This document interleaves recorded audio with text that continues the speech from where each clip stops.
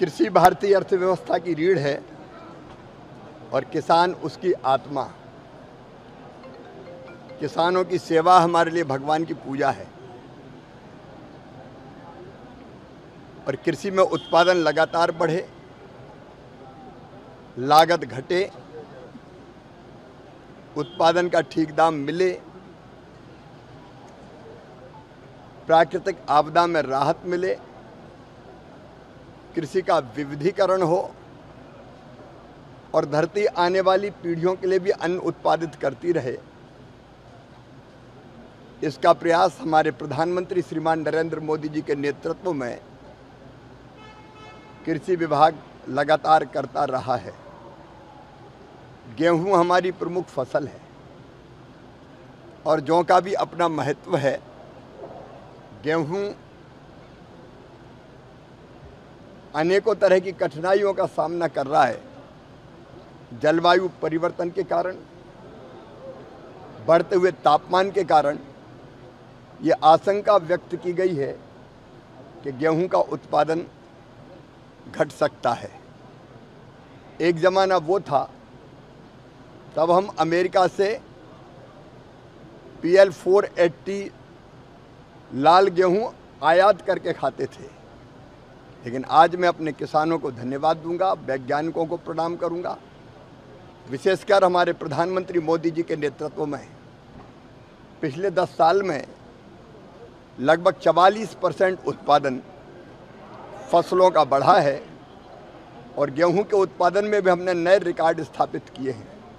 लेकिन आने वाले समय जो चुनौतियां हमारे सामने हैं, उन चुनौतियों का मुकाबला करते हुए हम ऐसी किस्मों का विकास करें कि जिससे गेहूं का उत्पादन घटे ना, लगातार बढ़ता जाए। हमने गेहूं की कई नई किस्में हमारे वैज्ञानिकों ने विकसित की है।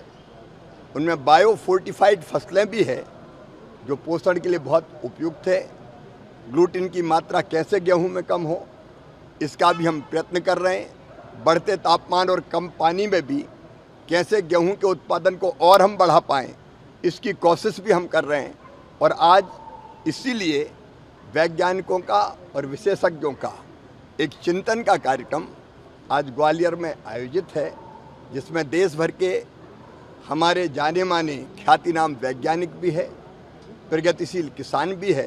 तो आज हम यहाँ गेहूं पर भी चर्चा करेंगे और गेहूं के साथ साथ हम जौ पर भी चर्चा करेंगे। जौ एक बहुत महत्वपूर्ण फसल है पोषण की दृष्टि से, जिसका अत्यंत महत्व है। मित्रों, हमारे रबी के पूरे प्लान को करने के लिए 2 फसलों का चक्र मुख्यतः है, खरीफ का और रबी का। तो रबी में हम कैसे फसलों का बेहतर उत्पादन करें, इसके लिए रबी कॉन्फ्रेंस 14 और 15 सितंबर को हमने दिल्ली में बुलाई है। राज्य सरकारों के कृषि मंत्री और सारे अधिकारी, विशेषज्ञ और केंद्र सरकार के सारे अधिकारी, वैज्ञानिक, विशेषज्ञ सब उन पर विचार करेंगे। और फिर एक बार जो लैब में शोध होता है, रिसर्च और अनुसंधान होता है, उसको हम सीधे लैंड तक लेके जाएं, किसानों तक लेके जाएं। इसके लिए पहले विकसित कृषि संकल्प अभियान हमने खरीफ की फसल के लिए भी चलाया था।